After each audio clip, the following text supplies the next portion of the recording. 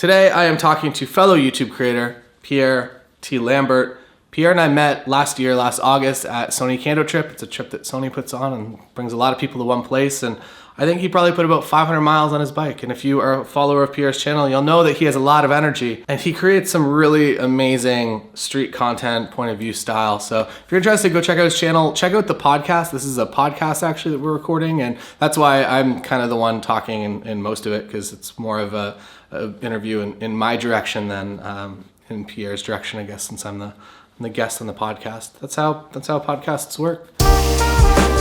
And then don't forget to subscribe to Pierre's podcast. There's a link in the description below.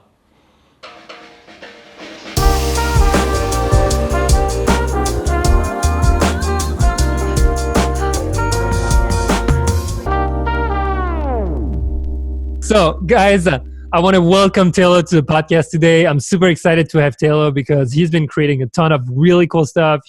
I feel like he has more project than a man can take right now. And that's why I want to dig into it. It's amazing.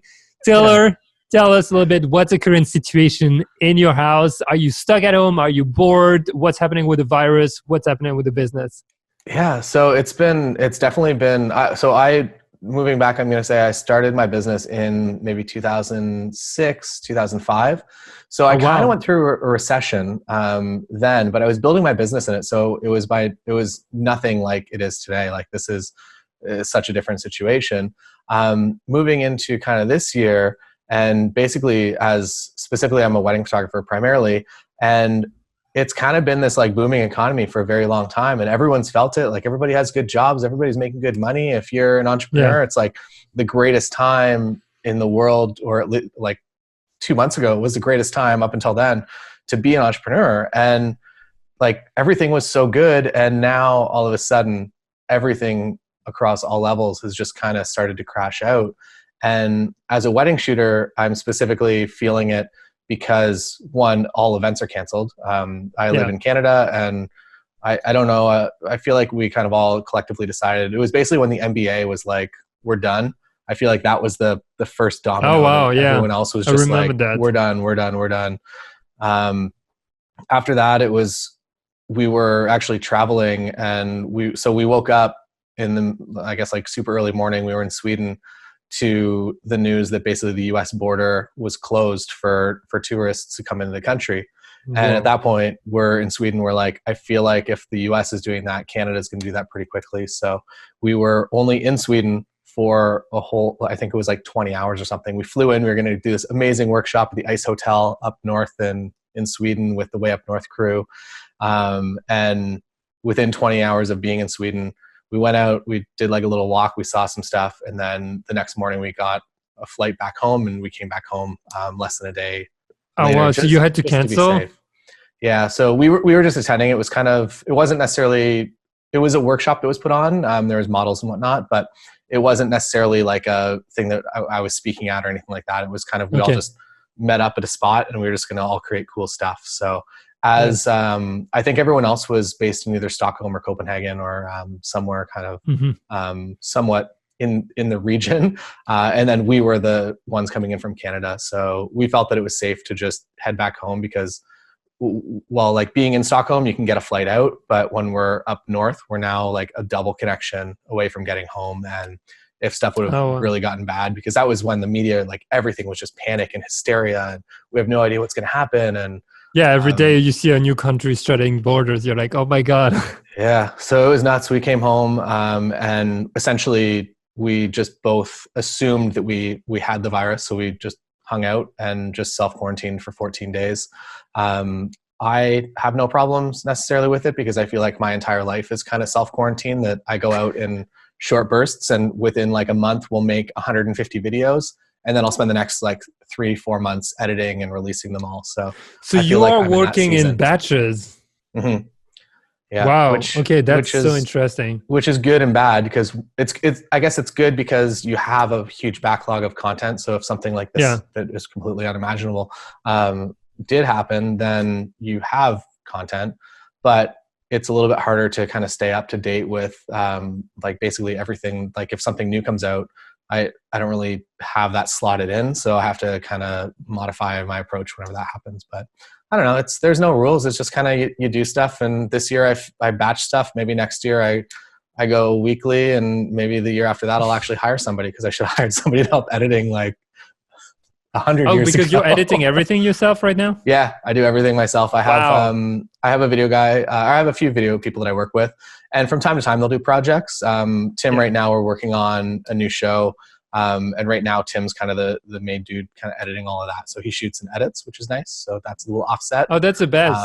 Yeah. And it's also fun because I can focus more on kind of the creative ideas that go into the videos, rather than knowing that when I'm shooting, if we overshoot this, that like I'm mentally kind of stressing out, like how do we make this faster so I don't have to spend like 25 hours editing this in post-production. So yeah, do you have that same feeling when you're shooting and producing and editing, that you have too many hats to do one really well? Where like, even if just being the host, you know, like when I do the challenges, I have that where I'm the host, but at the same time I'm like trying to be a challenger. So I can't think about the shots until I'm on the spot, and it's hard balance.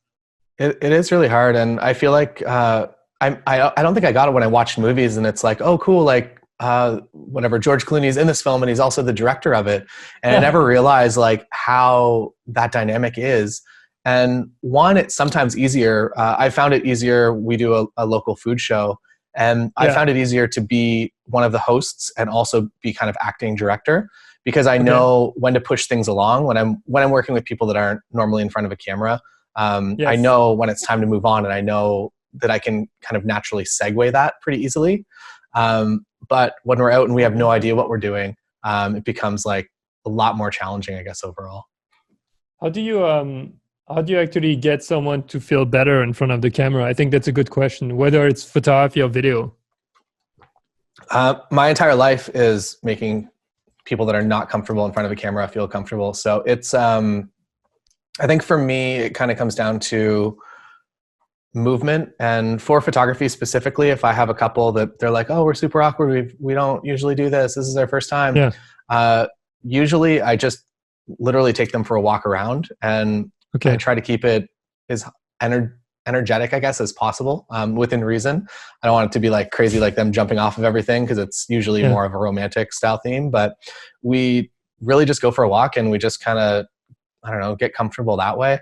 And I tell them, usually I'll step in if they're doing something that I can adjust. But for the most part, I've discovered, I guess this also comes down to my kind of introverted personality as well, that if I over direct in the beginning, they're going to look to me for direction on every single photo, and they're not going to know what to do. And they're going to be like, well, where do I put my hand now? Interesting. And I don't want to be that guy, because I can't, like, it takes too much mental process and it burns me out.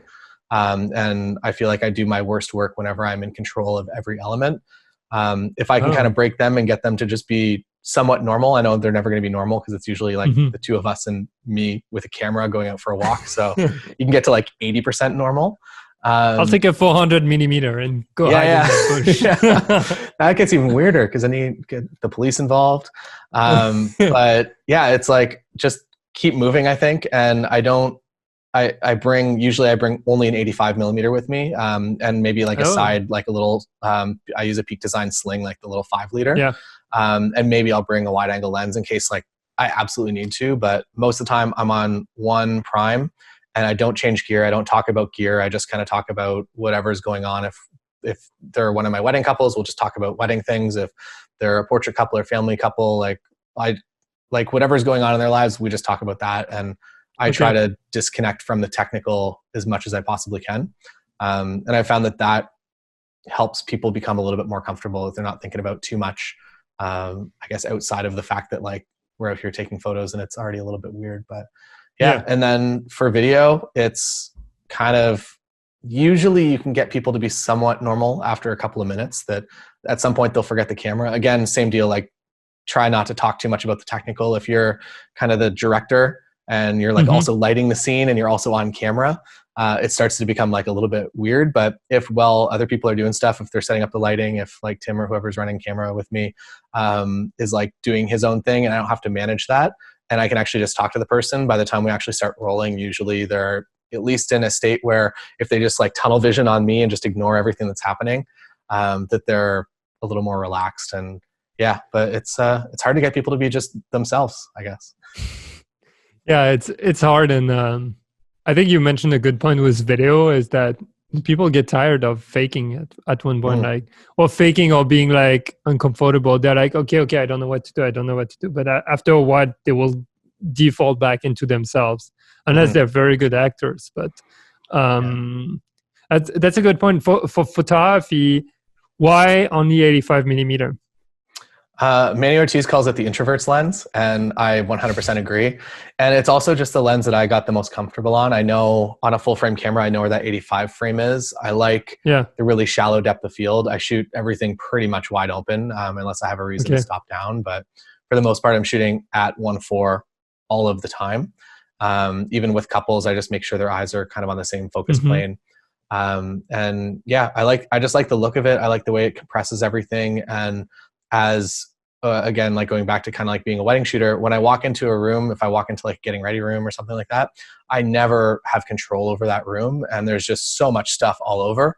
And if I can just turn my camera vertical and just kind of like focus on the things that I want and let everything else just blur into nice out of focus background, that's the way that I remove elements. Or in like, if there's like first dance or whatever, and people are all around, or during the ceremony, if I'm taking photos at 1.4 or 2.8, if I'm on a 70-200, the people in the background are always a little bit softer. So if somebody's looking out of the frame, they're not going to ruin the photo. Or if somebody's looking at their phone, they're soft, so they're not a direct point. So that's why I like those lenses. Photojournalistically, I don't know if they really convey the true feeling of what's happening. I feel like if you're right up close, like kind of how you shoot with the 35, or when you're in the actual scene, I feel like it has a better overall feeling. But the 85 and longer lenses is kind of my workaround to, I guess, my inabilities of a photographer to get that close, whether it's emotionally because I just feel weird being that close to somebody,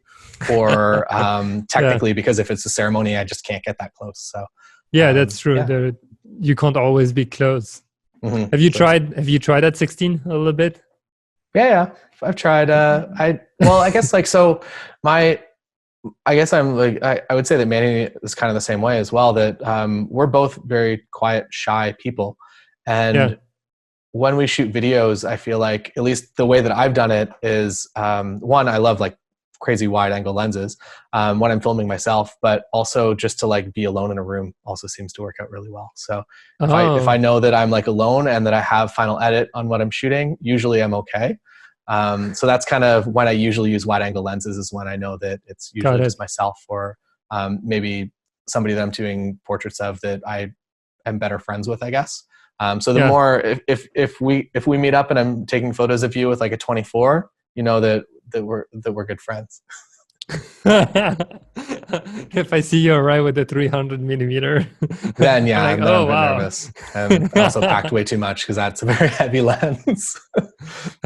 That's true. No, it's interesting to hear that, because I don't think that's something we talk a lot about. Is also like, how are you comfortable with shooting at different focal length? People are like, what's the best lens? But it's more like, what is a good lens that's going to fit your personality and that will allow you to have some like creative freedom when you shoot, and not feel like you're going to die because you're going to take a photo of someone at 16 millimeter close up, you know? If you get into someone's face with a 16, it's it is a little bit intrusive. But if you're having fun, if you can make it fun, you get fun shots. But I don't think everyone's able to get there. It's definitely one of the like get out of your comfort zone. Although I feel like a 16 is so extreme that it becomes funny that you have like that super closeness that actually brings something back to the scene. I feel like maybe like 35 or something would be like my non-comfortable spot. Because if I'm just like forced to just like get over it and just get that close, like, I don't know, you got to do it. So so maybe there's some hope in going super wide if you are terrified of doing it. And then maybe at some point that lesson and that feeling that you learn there will allow you to be a better photographer at 35. Or does that mean we're going to do a super wide challenge? Yeah, maybe once we're allowed to leave our homes again. Whenever. Let's talk about that a little bit. How do you, well, first of all, like on the wedding side, did everything like stop What's up with that season? Yeah. We don't know. Everyone's guess is as good as everyone else's guess. The venues are pushing, at least around here, they're pushing a month and a bit now. So if you're getting married a month from now, you're now getting bumped to fall or summer, basically whenever they have dates. Okay. Business wise, it's like unfortunate. One, because like everyone has to uproot their plans that they've spent the past year planning this wedding, and now they have to do it another time, and it completely changes everything. If you, for instance, like some of my spring weddings, to go from an April wedding to go to an October wedding, you're now planning an entirely different wedding, even if it's at the same venue. So that sucks. From a business standpoint, for me, for the most part, we're just kind of like, we're all kind of in this together. So we're doing the best we can to just make it work for our couples, which means we're transferring deposits to different dates, which also kind of has the negative effect of the fact that a lot of my weddings from 2020 are going to move to 2021. So I'm really only making one single income in weddings for 2 years now. If all of those weddings move from like July 4th of this year to July 3rd of next year, like Saturday to Saturday, they've already paid me a deposit, and then I don't get to book another wedding for that weekend next year. So it's like essentially halved income for 2 years. And that's assuming that I didn't think about that. Yeah, that's true. Yeah. It's not even like you're shifting it. It's more like, no, actually they want to get the same spot, but on the same date next year. Wow. Okay. Yeah. So everyone's going to feel it for a bit. The wedding industry is just like an absolute mess right now. And I feel like people almost panic because everyone's trying to reorganize or like get a grip on it. But and then I had some weddings that booked that essentially, I guess they were getting married this coming weekend, and they moved to like the middle of May. And now it looks like they've already replanned that wedding, and now they're going to have to replan that wedding again, because I don't know if they're going to be able to, like, if the restrictions are going to be lifted. And it's another thing for us being kind of, well, I'm near Toronto, so I'm like 2 hours from the border, that a lot of people have family in like Buffalo or like across the border somewhere. And if the border restriction doesn't lift, like half of weddings like can't physically come to the actual wedding either. Oh, there's that too. Yeah. So there's a lot of crazy variables, and I don't know, we're just kind of all doing it a day at a time, and you stress out for a little bit, and then you wake up and you're fresh again. And then as the day progresses, you get more depressed, and then you wake up again and Groundhog Day, man. I see what you mean. I was going to say, well, I'm happy. Keep me happy. I was going to say, I'm happy I'm not in the wedding industry anymore. But I'm more in the travel industry, which is also heavily completely affected. Stopped. Yeah, everything stopped. So it's not. I mean, I don't think there's a good industry except gloves manufacturer and mask manufacturers. Or looking back a month, you should have got into the toilet paper. Buy up a factory, start manufacturing that toilet paper, and made by Taylor. How'd you make your fortune? Well, let me tell you. You do something every day. Right? Yeah, that's it. And so do millions of people. Yeah.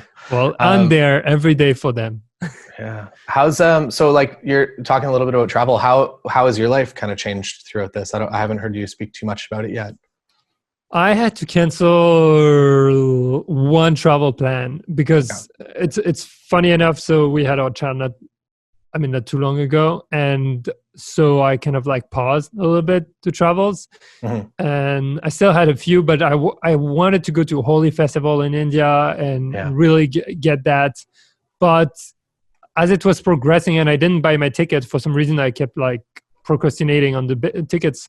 And I'm like, you know what? I want to see how it evolves, that China thing.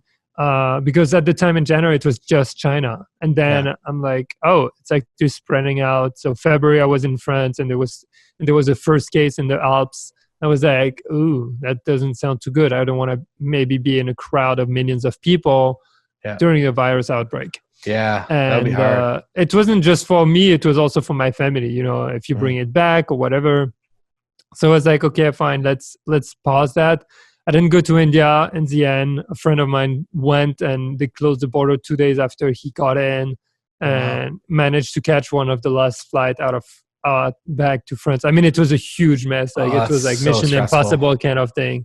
Yeah. And super stressful and I was like, it's okay. There will always be other opportunities in life, right? Yeah. As long as you're not dead, there is a chance for something else.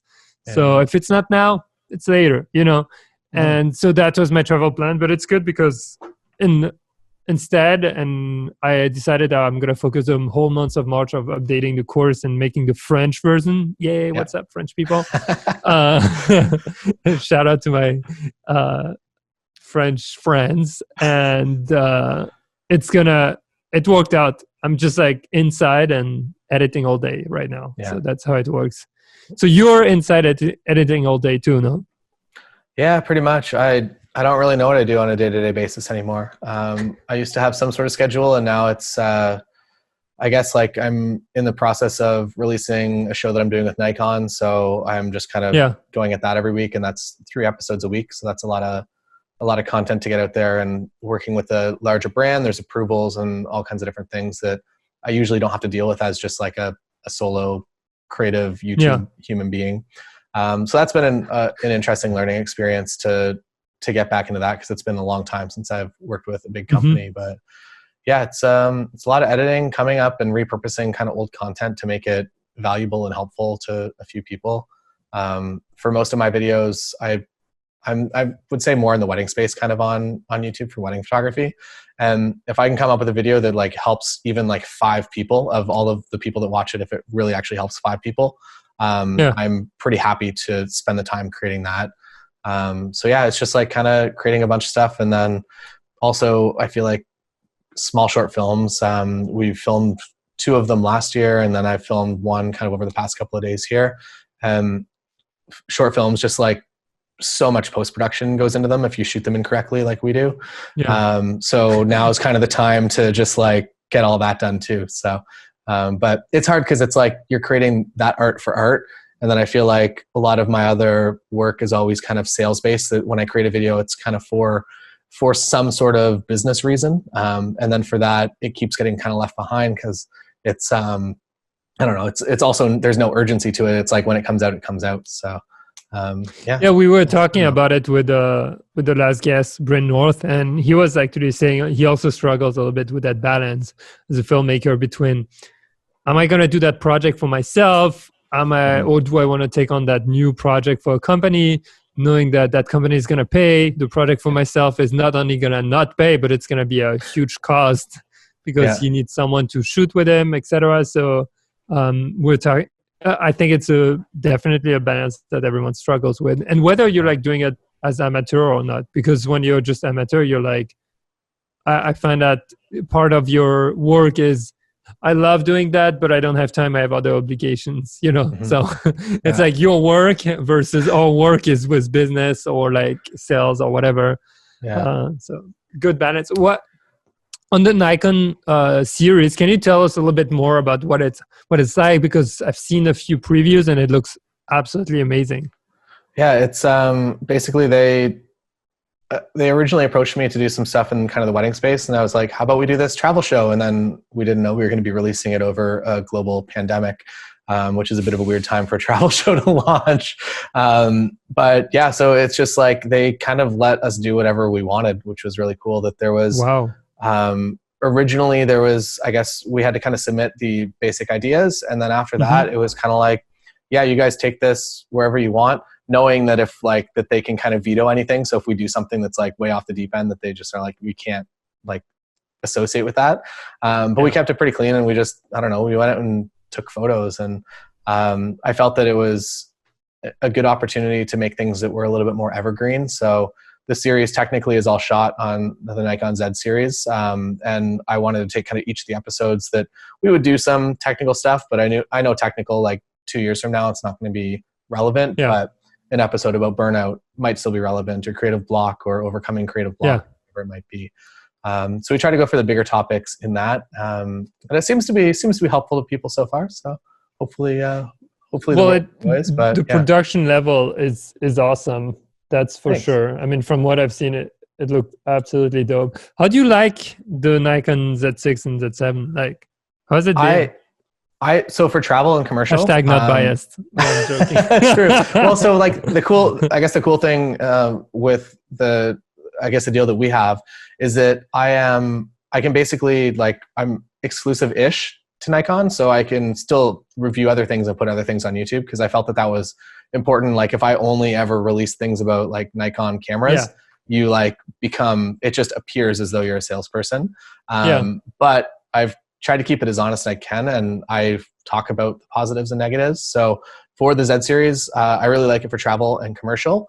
But what I struggle with, I guess it might just be my muscle memory and the fact that I've been doing weddings for so long, is that I like the optical viewfinder of a digital SLR on a wedding day. I find that I'm just faster and it's more responsive for me.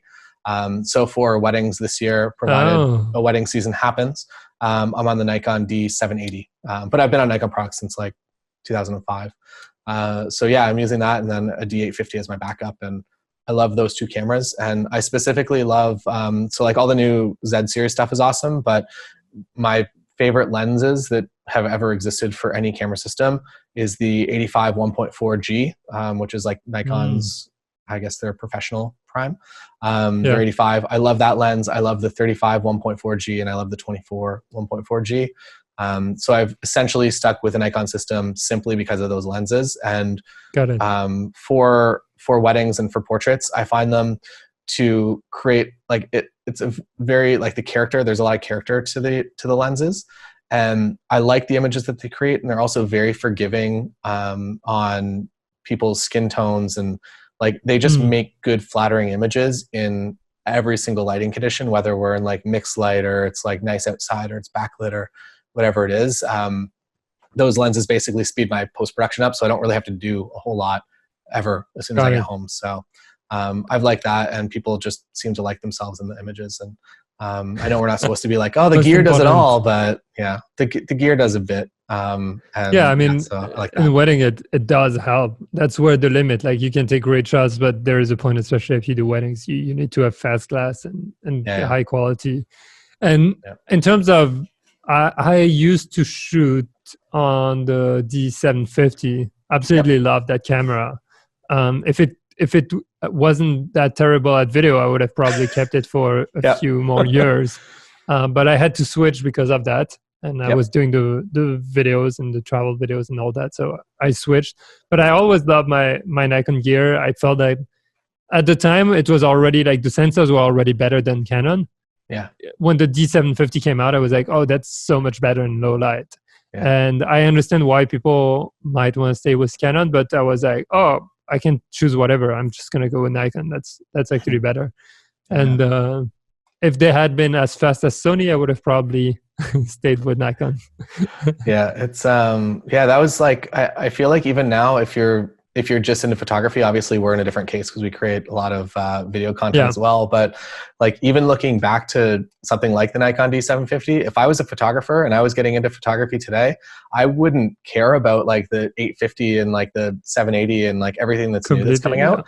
Like you can buy a D750 for like what, like $800, like $750 maybe used now. And it's so good. And it's like, if I was only doing photo, I could still shoot on that camera every day and it would be no problem. So. Oh yeah, 100%. I mean, and the ISO is great. The dynamic range is amazing for the camera. And that's what I tell people sometimes. Like, just get a secondhand camera. Look into a D750 or something like that. It's going to be way cheaper. You can find cheaper lenses also because, so that's the good part. But how much of how much creative planning did you have going into that series? I'm kind of curious because that's a big one. Like, that's a big show. How much was everything planned out? Some of it was. Some of the episodes were. Some of the episodes that came together the best were not planned at all. The last episode that we filmed was in Havana, Cuba, and we had spent so much time planning everything else that we really only had flights and a hotel in Havana, and we just arrived and we're like, all right, let's do a thing and let's figure it out. And that ended up being kind of one of the I think the best feeling episodes because I think that we planned less and we just went into it.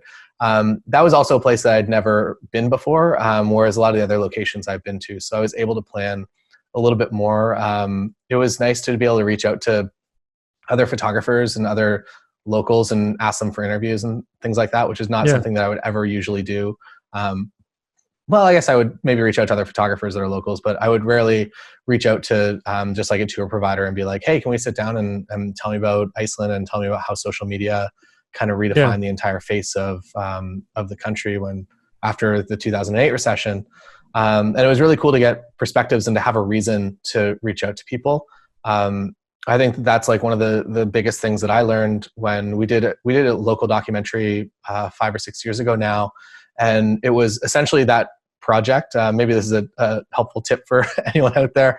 If rather than going to film school or rather than going to school for what you want to do, just like force yourself to go out and create a great project. And my film school was basically doing this documentary. I had to figure out how to light bad situations. I had to figure out how to get audio when you're in like a cavern that's just all reverb. And I had to troubleshoot all those problems, making this documentary that people did care that it came out. I picked a pretty good topic, I think. But like in the grand scheme of things, nobody was really kind of paying for it. So it was easy enough for me to just go out and create whatever I wanted to create, figure out how to do video, and then roll that forward. The big lesson that I learned from that was that when you're doing a project like that you actually want to feature the local community, you can reach out to literally anyone. Like you can email the mayor and the mayor will get back to you and be like, yeah, I'll put you in touch with my assistant. We'll schedule a time. We can do a half-hour interview, no problem. It's like, I can just email the mayor about this project that I just made up and he's down. Okay. So the same kind of went with the Nikon project. I just started reaching out to people and it was like, hey, we're doing this thing. It's kind of in partnership with Nikon. We'd love to talk to you about whatever. And people were like totally down to just kind of help out and be a weird part of it. So that was kind of the pre-planning, was just finding people to talk to. And then other than that, it was just finding cool stuff to do and photographically interesting things. And some of the stuff is like pretty, I wouldn't say heavily scripted, but you can tell when we've planned sections. Like for instance, there's like a beach scene in Iceland and it's like quite clear that we had to bring all of the beach balls and the palm trees and the flamingos and everything with us.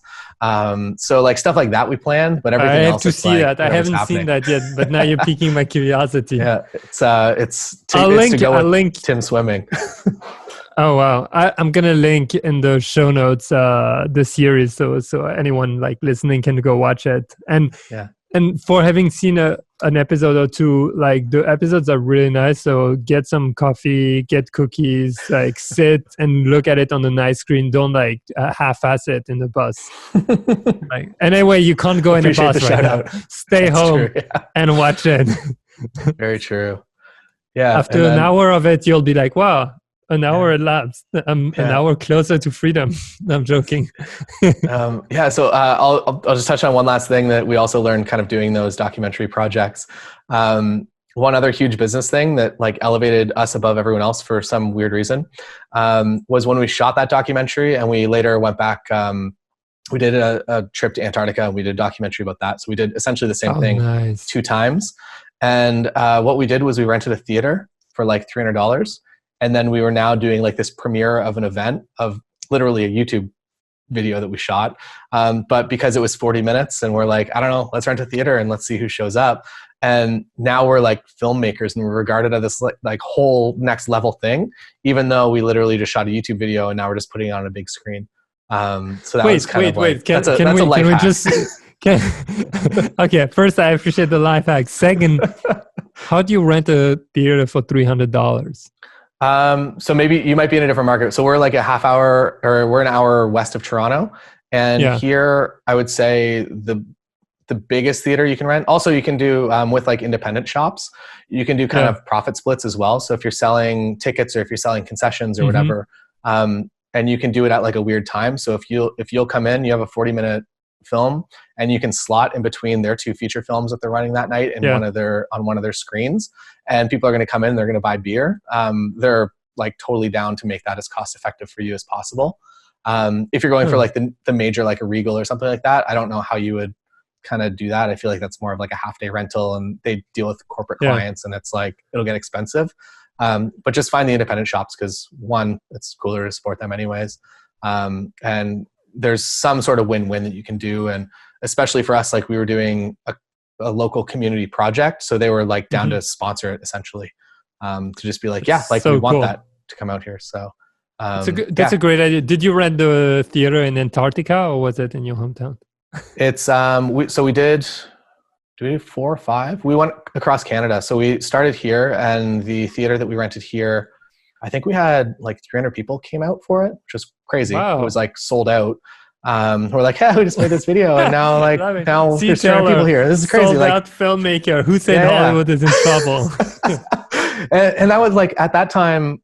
I don't know. My YouTube videos were probably getting 300 hits whenever I uploaded something, and the fact that I could get 300 physical human beings to show up, it's crazy in a space was just absolutely nuts. But again, like making something that's good for the community, you have all these built-in stakeholders. You can get sponsors. You can get that beer sponsor. You can get that vodka sponsor to come in and also promote it through all their channels. And it's very interesting the way that like just doing good stuff kind of works out like that. So that's awesome. That's really cool. Film or documentaries is something. Oh, I actually hate saying that line, but it's something that it's one of the things. Oh, I'd love to do that one day, but I tend not to say it because it's one of those things that I just say and then it never happens. So I keep my mouth shut. And I'm the kind of guy be like, "Hey, I'm starting a podcast." You hear me once, then I'm gonna say it. "Hey, I'm starting a podcast." Second time is maybe 3 months later, and then the next time is a day after. I'm like, I started the podcast. Check Wait, out do you have guests? No, it doesn't my matter. wedding. I'm trying to think. My wedding photography podcast, I went daily for like I think 120 days maybe, or 90 days. Wow, it was some milestone. And then after that I'm like, oh, I'm going weekly, and then that was like 2 years ago. So same boat with making stuff that I don't know seems fun at the time. And then I feel like it's also like I know we're not supposed to care about it, but we're kind of like all wired for that like applause mindset. And if you do something and you're like, I'm going to commit to doing this podcast, and you're like 3 weeks in and you're still getting like 5 or 6 listeners, you're kind of like, is it really that important if I stop? So that's kind of how I like test different projects, that if I do a thing and just nobody responds to it, then maybe it's just not a thing that should exist. Exactly. I mean, there are 2 reasons. Like either you have the wrong channels or like way of getting something out there, and that's what I say also to other people. It's like, okay, if you get 100 views, clearly something is. If you're putting on a platform that could get millions of views and you're getting 100, it means it's not that relevant right now for anyone. And the algorithm, I think, do a good job at just picking stuff that will work. Whether you think or not it's the best thing in the world, doesn't matter. It's like, no, but I put so much effort. Yeah, but effort does not mean that, and so it's something that I think what you're saying, like testing fast and like seeing if it works and not being too emotional about failure is a good way. You're like, okay, it doesn't work. Yeah, that's next. There's so many things you can do. If something doesn't work, or if it's fun, keep doing it. But if it's not fun and stresses you out, then don't worry too hard about.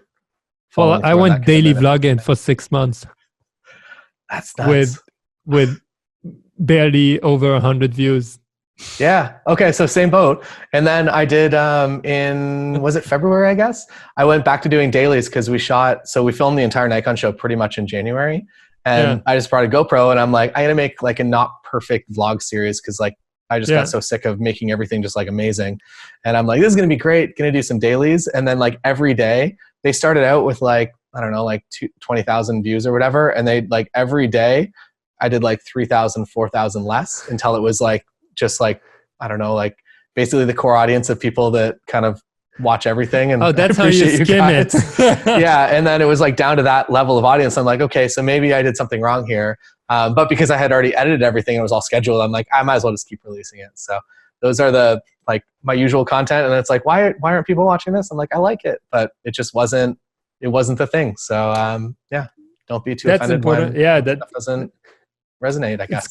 It's good you have the self-awareness of seeing it and not be like, why is it not working? Like people suck, they're not watching. No, it's probably us. It's not them. It's I think I was fortunate at some point that I can now separate myself from the content that I make. So when I put something out, if it doesn't do well, I don't take it personally anymore. I'm just like, that didn't do well because I named it stupid and I renamed the title 5 times within the first 20 minutes of uploading and changed the thumbnail twice. That at least I can analytically see what I've done. And then I feel like I've also, maybe my channel is a little bit different because I'm just specifically kind of making content most of the time for wedding photographers that I know it's a smaller audience. So I know that video, when I upload it, like it's not going to do 100K and I'm fine with that. And if it reaches those 5 people that like have never heard about me before and this helps them in some way, I'm happy to make that content. And if you make 1,000 videos and you can reach all those 5 people, then you have, I guess maybe that's not a huge audience, but it seems like a lot of work. But you get what I'm trying to say, that if you can make helpful stuff that sticks around for a while, and focus on the core at the beginning. How do you, would you have any, speaking of wedding photography, would you have any tips for anyone trying to start wedding photography now? Oh, now is the time that you're going to redesign your entire business, and then you're not going to hear from everyone or anyone for probably at least 2 or 3 months. So right now, everything that I'm kind of talking about, and this is just all because of the current, I guess, medical situation with the world, is that you have all this time right now to do all kinds of great things for your business, but just know that you're essentially going to be creating into a vacuum, that you're not going to like, if you launch a new portfolio, you're not going to get 5 new inquiries tomorrow. Where in the past that might've been possible. Like in October, launch a new website, might get exposure, might get like 5 or 6 people knocking on your door that day. Now everything is just in a holding pattern.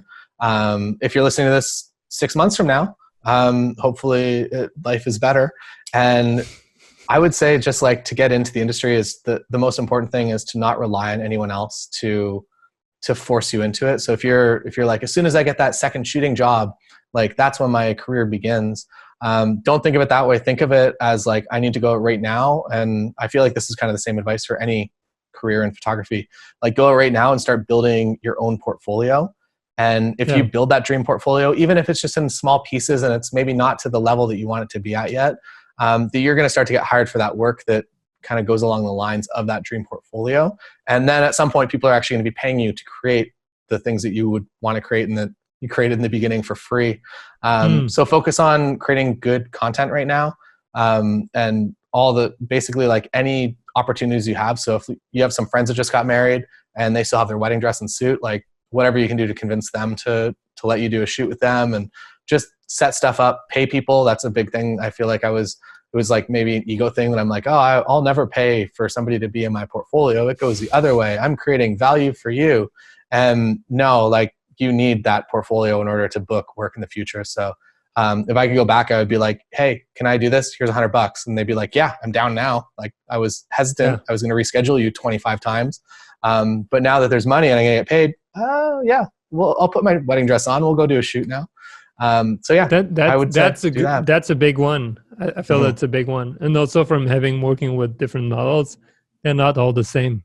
Like a pro model or someone who gets paid, you have very little work to do as a photographer. Yeah, I feel bad. I'm like, why? These are barely my images. Like, I'm hitting the button. I just clicked it, guys. I just clicked it. I was there. We're that stereotype now. Oh, the camera does everything. It's like, sometimes it does. If like the light is right and you know the direction to shoot in, you got a good lens on, and the person in front of the camera knows what are we even doing? And if you have the right settings, and I mean, but with the models, I feel like you're able to talk to them and give them an idea or vision, and they can walk with it. Yeah. Versus where you don't have to like be like, okay, here, like eyebrow to the left, like chin, half smile. It's more like, okay, give me that kind of emotion, and those people are able to give that to you, and then you're like, wow, that's awesome, Versus, okay, we're gonna tweak everything on your face until I get it. This person doesn't even exist anymore. Yeah, just go in 3D Studio and just drop your own person. Whatever hair you want, just draw them and put them, composite green them screen. What do you want to be? Paris, Tokyo? Yeah, that's the hack for now, right? Is that you just design everything on your computer and then put them into stuff that you've shot over your.